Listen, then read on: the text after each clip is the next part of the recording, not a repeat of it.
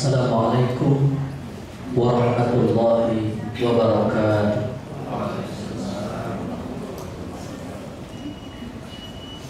Alhamdulillahilladzi arsala rasulahu bil huda wa dinil haqq liyudhhirahu 'ala dini kullihi wa kafa billahi shahida. Allahumma shalli ala sayyidina Muhammad. Allahumma 'allimna 'ala ma jahilna wa dzakirna 'ala ma nasina.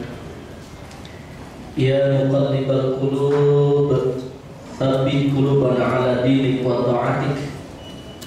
Subhanaka la ilma lana illa ma 'allamtana innaka antal 'alimul hakim. La haula wa la quwwata illa billahil 'aliyyil 'azim. Rabbi a'udzu bika min hamazati syayatin wa a'udzu bika rabbi ay yahdurun. Ashabul fadilah mukarramun, para guru, para asatidz, para pembimbing ibadah, guru kita Ustaz Ramdhani yang insyaallah akan bersamai Bapak Ibu mulai dari Jakarta, kemudian ke Dubai, Madinah, Mekah, Jakarta. Guru kita Ustaz Abdul Khalik, segenap manajemen PT Aratur Travel, Bapak Ibu calon tamu Allah, calon tamu Rasulullah, calon penghuni surga yang dimuliakan oleh Allah Subhanahu wa Ta'ala. Bersyukur atas nikmat Allah, bersalawat kepada baginda Nabi Muhammad sallallahu alaihi wasallam. Siang ini Allah himpun kita di majelis manasik untuk sama-sama persiapkan zahir dan batin menuju rumah Allah. Satu harapan dan doa kita kepada Allah, mudah-mudahan perjalanan umrah kita senantiasa dalam lindungan Allah Subhanahu wa Ta'ala. Kita semua diberikan kesehatan zahir batin, diberikan kekuatan, diberikan kehusyuan, kenikmatan dalam menjalankan ibadah. Allah jadikan umrah kita umrah yang makbulah, umrah yang diterima oleh Allah Subhanahu wa Ta'ala. Amin ya rabbal alamin. Bapak Ibu, mengawali manasik, mari sama-sama kita baca kalimat tarbiyah. Bismillahirrahmanirrahim. Bismillahirrahmanirrahim. Suaranya yang kompak ya, yang semangat. Bismillahirrahmanirrahim. Bismillahirrahmanirrahim. Labbaik Allahumma labbaik. Labbaik Allahumma labbaik. Labbaik la syarika laka labbaik. Labbaik la syarika laka labbaik. Innal hamda wan ni'mata laka wal mulk la syarika lak. Labbaik Allahumma labbaik. Labbaik Allahumma labbaik. Labbaik la syarika laka labbaik. Labbaik la syarika laka labbaik. Innal hamda wan ni'mata laka wal mulk la syarika lak. Allahumma salli ala sayyidina Muhammad wa ala ali sayyidina Muhammad. Allahumma inna nas'aluka ridhaka wal jannah wa na'udzu bika min sakhatika wan nar. Rabbana atina fid dunya hasanah wa fil akhirati hasanah wa qina adzaban nar. Wa adkhilna al jannata ma'al abrar. Ya aziz ya ghaffar ya rabbal alamin. Walhamdulillahi rabbil alamin. Jadi rukun umrah itu yang pertama adalah ihram. Ihram itu mempergunakan pakaian putih. Ihram itu besar kaitannya dengan niat. Niat itu merupakan fondasi awal untuk membangun sebuah ibadah. Diterima atau tidak, berkualitas atau tidak ibadah yang kita lakukan bergantung dengan niat. Maka mulai saat ini mari sama-sama kita pasang niat. Keberangkatan kita melaksanakan ibadah umroh itu bukan untuk hanya jalan-jalan ke Dubai. Niatnya bukan untuk belanja. Niatnya adalah untuk beribadah kepada Allah Subhanahu wa taala, memenuhi panggilan Allah lewat umrah yang kita laksanakan. Labbaik Allahumma umratan, aku penuhi panggilan-Mu ya Allah untuk melaksanakan ibadah umrah. Yang kedua, disingkat saja. Orang yang berihram itu kan mempergunakan pakaian putih. Kenapa putih? Kata Nabi, athhar wa atyab, lebih bersih, lebih suci. Jadi sudah pakaian ihram itu warnanya putih. Ustaz, bagaimana kalau saya kita pakai ihram itu pakai warna pink, boleh kan? Boleh, pakai aja. Tapi lihatin orang ya. Ini orang udah lama kok udah kan? Kok pakai ihramnya warna pink? Sunnah itu adalah putih, athhar wa atyab, lebih bersih, lebih suci. Dan ketika kita berpakaian ihram dengan menggunakan warna putih, itu seakan kita diladeni kematian. Kalau kita mati, mudah-mudahan Bapak Ibu panjang umur ya, sehat walafiat dalam taat kepada Allah, wafat dalam keadaan husnul khatimah. Kita wafat, kita meninggal dunia. Yang pertama kita akan dimandikan. Setelah dimandikan, dikafani, dibungkus dengan kain putih.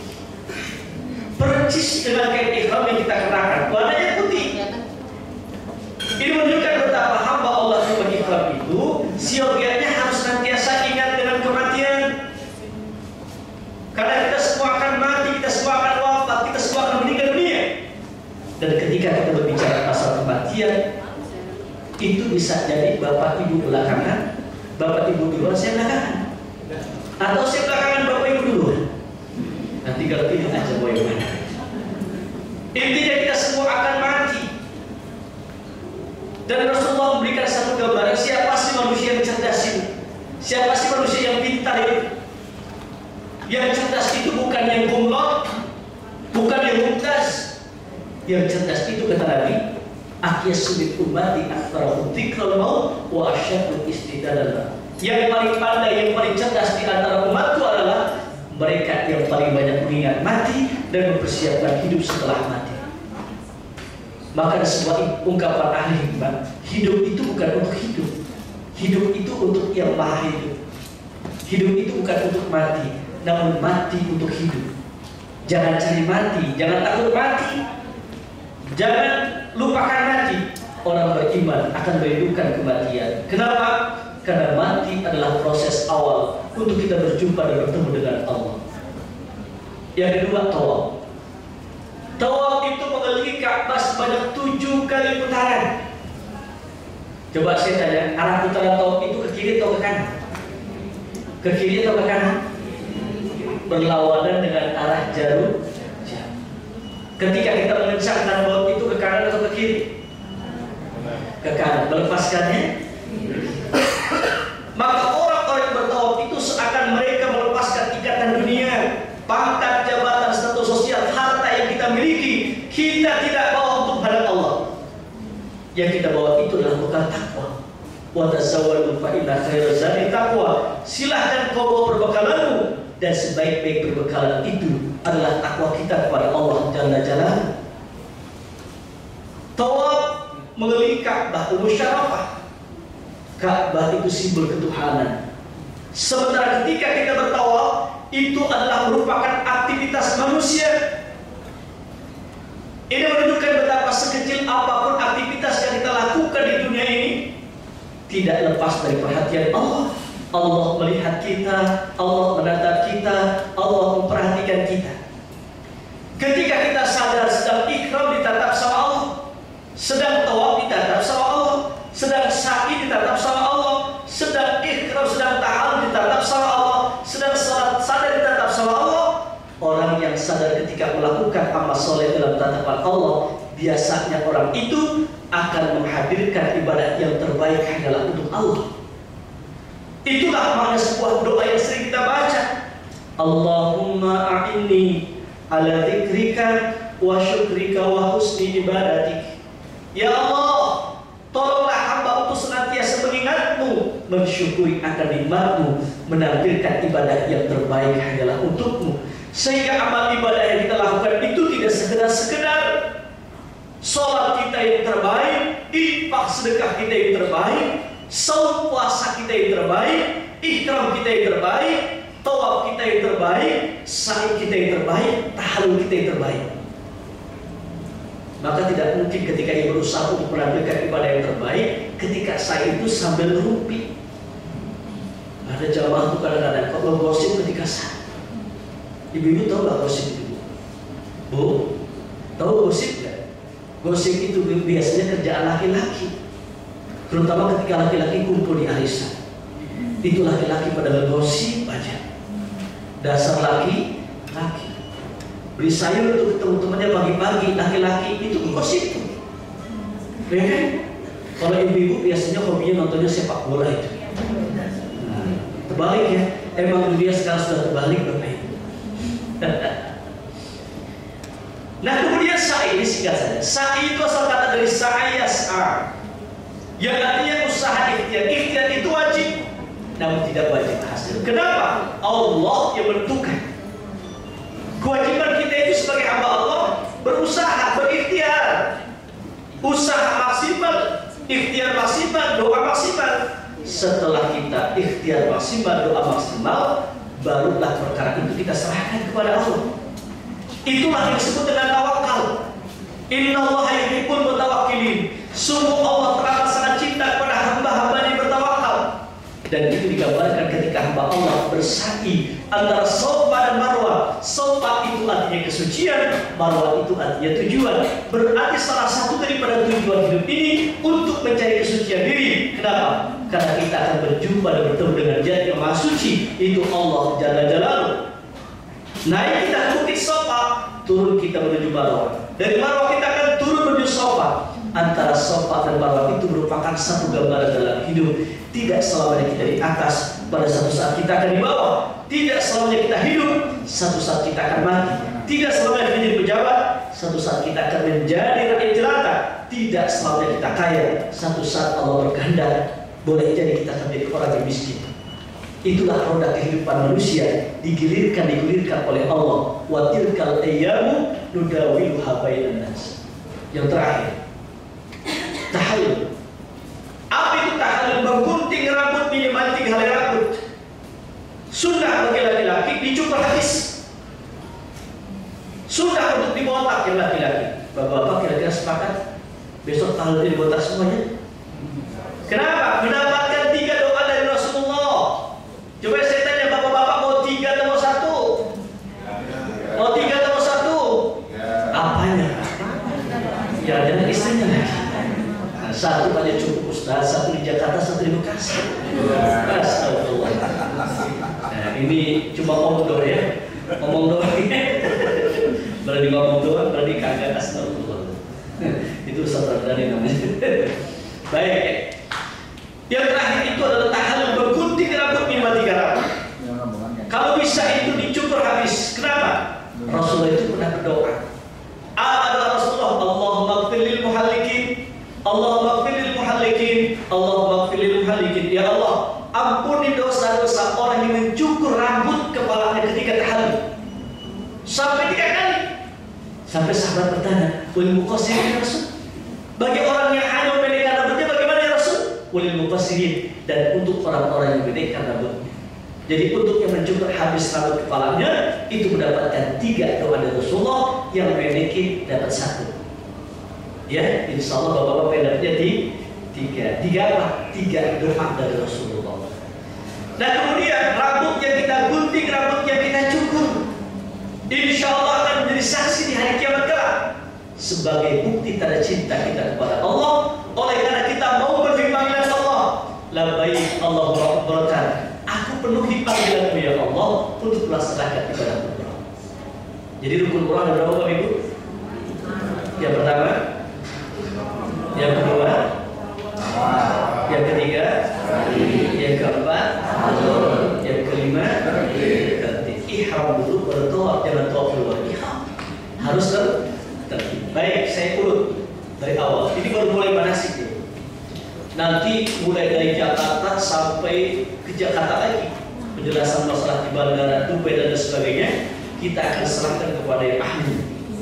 Yang insya Allah membawa jamaah, bawa Bapak Ibu semua nanti yang mendampingi Ustaz Ramdhani. Ya, beliau itu satu ilmu satu guru sama saya. Beliau dulu senior saya di pesantren. Ya, jadi satu ilmu satu guru, satu ilmu satu guru, jangan ada gagal. Baik ya, kami sama-sama alumni Pondok Pesantren Darul Rahman yang pimpinan Ki Haji Syukran Mahmud ya. Baik ya. Nanti Bapak Ibu langsung nih, Bapak Ibu dari Jakarta menuju Dubai, dari Dubai menuju Madinah. Perjalanan dari Dubai sampai Madinah akan ditempuh sekitar 2,5 jam. Nah kemudian sampai di Madinah, nanti dari Jakarta ke Dubai beliau jelasin. Ya. Nah kemudian sampai di Madinah, apa yang kita lakukan?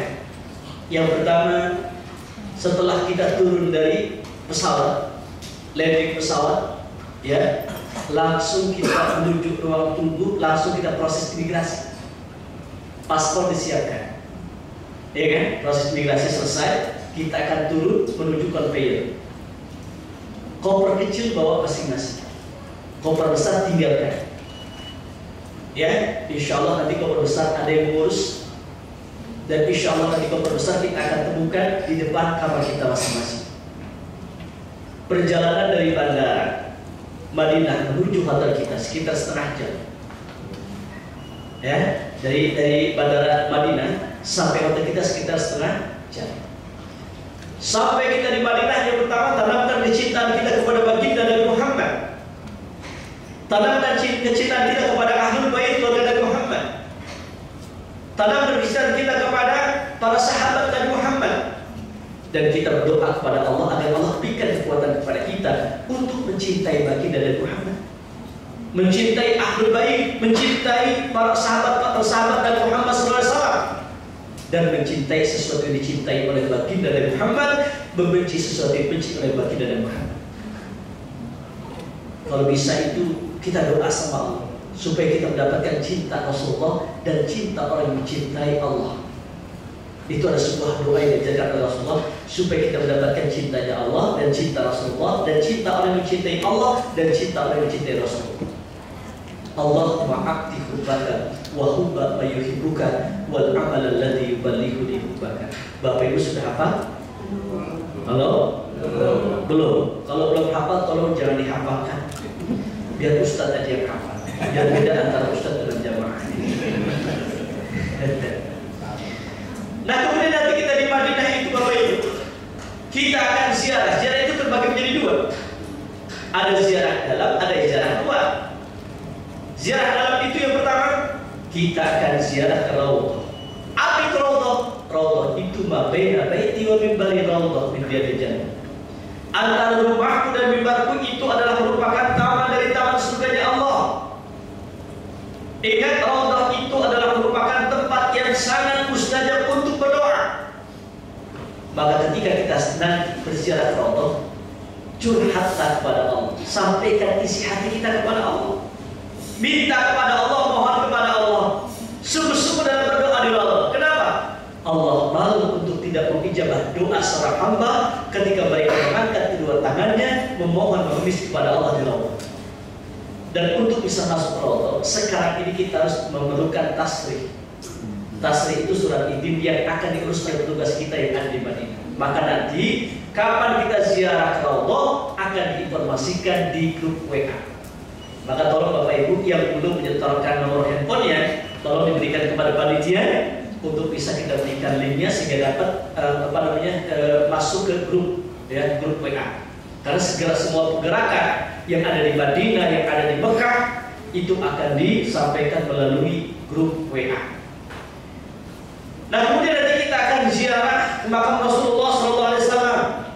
Sampaikan salam kepada beliau. Assalamualaikum ya Rasulullah, Assalamualaikum ya Habibullah, Assalamualaikum ya Nabi Allah. Sampaikan salam kepada Sayyidina Abu Bakar Siddiq. Assalamualaikum ya Abu Bakar Siddiq, Assalamualaikum ya Umar bin Khattab. Bapak Ibu nanti silahkan buka bagaimana lafaz salam kepada Rasulullah dan para sahabat. Ya, itu ada di buku yang kuning itu. Ya, yang kecil itu sudah coba lihat itu cara salam kita kepada Sayyidina Abu Bakar Siddiq, kepada Umar bin Khattab. Tolong nanti ketika di pesawat atau di rumah, ya dibaca-baca itu. Ya, persiapan kita untuk melaksanakan ibadah di sana. Karena setiap ibadah yang kita lakukan pasti pakai ilmu. Itulah pentingnya ilmu. Nah, kemudian Bapak dirahmati oleh Allah Subhanahu wa taala, ya nanti kita akan ziarah yang sekeliling Masjid Nabawi. Kita akan ke Sakifah Bani Sa'idah, kemudian ke Masjid Qomamah, Masjid Sayyidina Abu Bakar Siddiq, Masjid Sayyidina Ali, kemudian Masjid Utsman bin Affan, Rahman Baqi dan lain sebagainya. Dan nanti kita akan ziarah luar.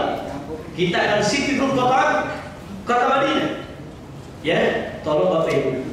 Ketika kita nanti singgah kota Madinah dari hotel, itu sudah mandi, pakai pakaian yang rapi, pakai minyak wangi, kemudian sudah dalam keadaan berwudu. Kenapa demikian? Ada fadilah keutamaan keistimewaan khusus bagi orang-orang yang berziarah ke Masjid Quba. Kata Nabi, "Man tatahhara fi baitihi tsumma ata Masjid Quba, fa shalat fi salatan kana lahu ka'ajrin murati." Barang siapa yang bersuci dari hotel, dari tempat tinggalnya, kemudian mereka itu mendatangi Masjid Quba, melaksanakan sholat di dalamnya, maka dia akan mendapatkan pahala umrah. Subhanallah. Belum umrah sudah dapat pahala umrah. Ya, maka tolong perhatikan ada etika ini. Jadi ajakan oleh Rasulullah, sebelum kita ziarah Siti Kota Madinah, dari hotel itu sudah mandi, pakai pakaian yang rapi, pakai pakaian yang bagus, kemudian pakai minyak wangi, sudah dalam keadaan berwudu. Kenapa? Yang pertama kita akan ziarah ke Masjid Quba, laksanakan sholat tahiyatul masjid, laksanakan sholat duha. Nah, kemudian nanti kita akan langsung ke kebun kurma. Setelah itu langsung kita akan nanti ke Jabal Uhud. Kita akan melewati Masjid Qiblatain, kita akan melewati Khandaq. Itulah ziarah luar kota Madinah Munawwarah. Baik, selesai. Nanti dipertajam lagi oleh guru kita. Nanti kita akan bertolak dari Madinah menuju Mekah Mukarramah. Coba saya tanya Bapak Ibu, kita akan bertolak, kita akan cekot dari Madinah menuju Mekah itu tanggal berapa? Nah, coba dilihat di kartu kontrolnya Bapak Ibu. Nah, tanggal berapa? Tanggal 20 itu hari apa? Hari Kamis. Begini, ini baru mulai manasik. Tadi belum, masih mukadimah ya. Nah, sekarang mulai diperhatikan, ya. Hari Kamis jam 10:30. Jam berapa Ibu? 10:30 pagi. Diharapkan Bapak Ibu sudah mandi sunah ihram. Ya. Jadi lihatnya nawaitul ghusla lil ihrami lillahi sunnatan lillahi ta'ala. Mandi sunah ihram. Jam berapa? 10:30. Nah, kemudian setelah kita mandi sunah ihram, bersihkan ini, kuku-kuku gunting. Maaf, bulu-buluan dibersihkan. Pakai wangi-wangian. Nah, coba sunnah pakai wangian itu di anggota badan. Ya, bisa di leher, bisa di tangan, jangan dipakai di ihram. Nah, kemudian setelah kita sudah mandi ihram, pakai ihram itu. Yang laki-laki pakai pakaian ihram, yang ibu-ibu pakai pakaian ihram. Nah, kemudian nanti setengah 12 Bapak Ibu bisa langsung menuju restoran. Biasa restoran itu dibuka setelah sholat zuhur. Oleh karena kita ingin check out dari Madinah menuju Mekah, restoran itu biasa ditakdim, di zaman takdim. Jadi makannya itu sebelum waktu makan. Ya. Nah, setengah 12 sudah dibuka. Kita makan setengah 12, langsung menuju masjid. Ya, biasanya zuhur itu sekitar 12:30 di sana. Zuhur itu 12:30. Maka setelah kita makan siang, langsung ke masjid. Masuk ke dalam masjid, laksanakan sholat tahiyatul masjid 2 rakaat. Laksanakan sholat sunnah ihram di dalam Masjid Nabawi sebelum zuhur. Paham Bapak Ibu? Sambil menunggu waktu zuhur. Biasa qabliyah kita melaksanakan sholat zuhur bersama di Masjid Nabawi. Seusai melaksanakan sholat zuhur bersama di Masjid Nabawi, ya, langsung berdiri laksanakan sholat asar 2 rakaat. Paham Bapak Ibu ya? Nah, kita melaksanakan sholat zuhur, ikut bersama imam masjid, kemudian Assalamualaikum warahmatullah, Assalamualaikum warahmatullah. Jangan qabliyah, jangan ikut sholat jenazah, langsung berdiri laksanakan sholat asar 2 rakaat. Jadi sholatnya itu di jamak takhir dan jamak takdim kosong. Ya, sholat asar kita laksanakan di waktu zuhur.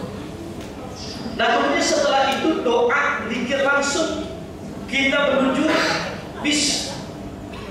Kita menuju bis. Tadi sebelum makan siang itu, yang biasanya koper kecil itu sudah dikumpulkan di lobi hotel. Maka nanti kita dari selesai laksanakan sholat zuhur, langsung ke lobi hotel, bawa koper kecilnya, taruh di bis. Nanti kita akan langsung menuju Mekah Mukarramah. Maka langsung nanti kita akan menuju ya stasiun, dan kita akan menuju Al terlebih dahulu. Kenapa makannya di awal itu? Kita ngejar kereta Bapak Ibu, jangan sampai terlambat. Maka usahakan Bapak Ibu ya jam 1:15 sudah ada di atas bis. Kita akan bertolak menuju Masjid Bir Ali. Perjalanan dari hotel menuju Masjid Bir Ali sekitar 25 menit. Sampai di tempat parkir, turun dari bis, masuk ke Masjid Bir Ali, laksanakan sholat tahiyatul masjid 2 rakaat.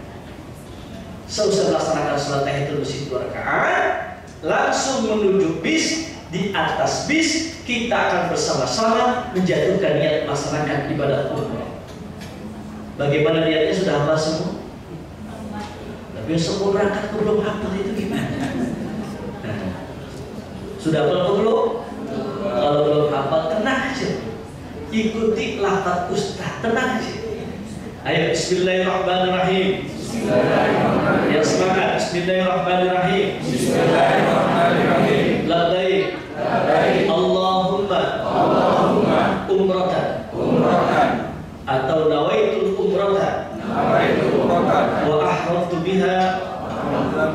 Lillahi. Ta'ala. Alhamdulillahi Rabbil. Kita sudah niat umroh. Yang mesti kita ingat, setelah kita menjatuhkan niat melaksanakan ibadah umroh, larangan ihram itu berlaku. Apa itu larangan ihram? Yang pertama, yang laki-laki tidak boleh mempergunakan pakaian yang berjahit, tidak boleh mempergunakan alas kaki yang menutup tumit. Maka pastikan pakai sendal saja. Kalau kita pakai sendal gunung, tolong tali yang di belakang itu diinjak, jangan sampai menutup tumit. Kemudian tidak boleh mempergunakan menutup kepala. Ibu-ibu tidak boleh menutup, tidak boleh menutup telapak tangan. Larangan yang berlaku bagi laki-laki dan perempuan. Tidak boleh berwangi-wangian, tidak boleh menggunting kuku, tidak boleh berkata-kata kotor. La rafata wa la jidala fil hajj. Gak boleh berantem, gak boleh adu mulut. Kemudian tidak boleh merusak tanaman, tidak boleh membunuh hewan buruan, tidak boleh mencukur rambut, kemudian tidak boleh bercebuk bagi suami istri, tidak boleh melakukan akad nikah, dan tidak boleh berperang. Itulah larangan ihram yang mesti kita ingat, jangan sampai kita melanggar.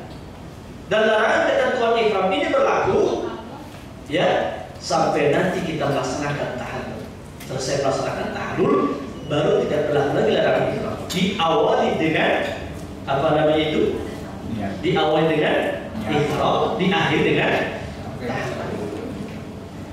Nah, kemudian setelah kita niat melaksanakan ibadah umroh, mengetahui larangan ihram, perjalanan dari Masjid Bir Ali menuju Mekah Mukarramah, kita senantiasa disunahkan untuk membaca kalimat talbiyah. Labbaik Allahumma labbaik, labbaik la syarika laka labbaik, innal hamda wan ni'mata laka wal mulk la syarika lak, labbaik Allahumma labbaik, labbaik la syarika laka labbaik, innal hamda wan ni'mata laka wal mulk selesai kita melaksanakan ibadah umrah. Berapa kali? Berapa kali? 2 kali. Mikot yang pertama di Masjid Bir Ali, mikot yang kedua di Masjid Ji'rana. Insya Allah. Baik, kami dirahmati oleh Allah Subhanahu wa taala. Pas saya berbicara 1 jam, ya. Nanti kita akan berikan ini kepada guru kita Ustaz Ramdhani yang dia insya Allah akan membimbing ya sepenuhnya perjalanan ibadah umrah Bapak Ibu dari Jakarta, kemudian ke Dubai, kemudian ke Madinah, kemudian ke Mekah sampai nanti ke Jakarta. Insya Allah akan ditemani dengan guru kita Kiai Haji Ramdhani. Kepada beliau saya persilakan, dari saya kurang lebih mohon maaf. Assalamualaikum warahmatullahi wabarakatuh.